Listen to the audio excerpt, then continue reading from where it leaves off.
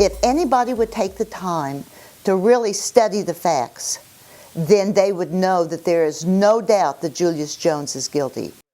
That was Paul Howell's sister who witnessed his murder in 1999. Julius Jones was found guilty and sentenced to death. Throughout the legal proceedings, Jones has continued to say that he is innocent and they arrested the wrong guy. The Howell family says there is no doubt he is guilty. They continue to plead with Governor Kevin Stitt not to grant Jones clemency ahead of his execution. That execution scheduled for this time tomorrow afternoon. This afternoon, Jennifer Harmon, an advocate for the Howell family, is here with us this afternoon. Jennifer, thank you so much for making time for us this afternoon. You're welcome. I would like to start, if I may, with why you believe beyond any doubt that Julius Jones killed Paul Howell. I read the case transcripts like anybody else who has actually read them.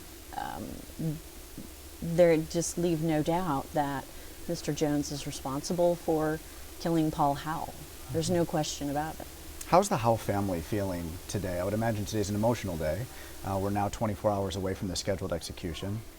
Sure. I spoke to someone in the family earlier today, and they are as well as could be expected, and we have a coalition of people that have been just trying to support them and help them continue to publish the facts of the case. And so I think just them doing that and getting our support in doing that, and they're now starting to receive messages from people saying, I've read the case files now too, and I can't believe the public is so misinformed. I mean, those are the kinds of things that are helping them get through days like today and as we get closer to tomorrow. Mm-hmm. Jennifer, what is your message today for Governor Kevin Stitt?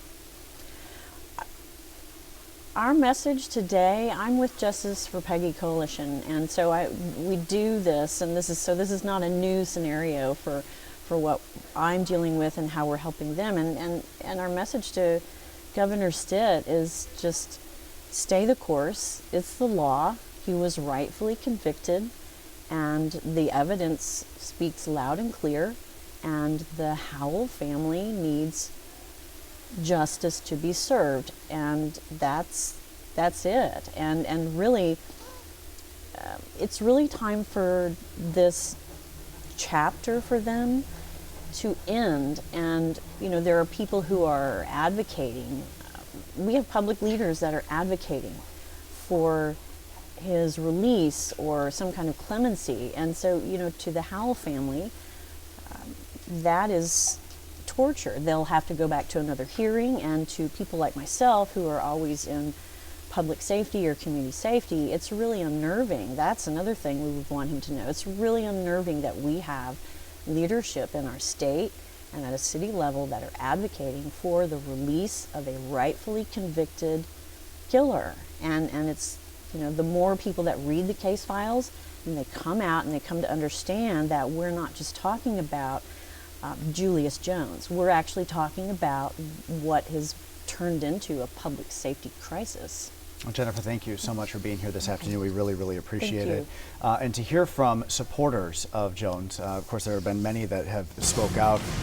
In fact, just yesterday, I had an interview with Tiffany Crutcher here at 4 o'clock. My interview can be found right now on our app, News on 6 app. It's free. And ahead at 6 o'clock, News on 6's Jonathan Cooper. He will break down the timeline of Jones's case from the very, very beginning.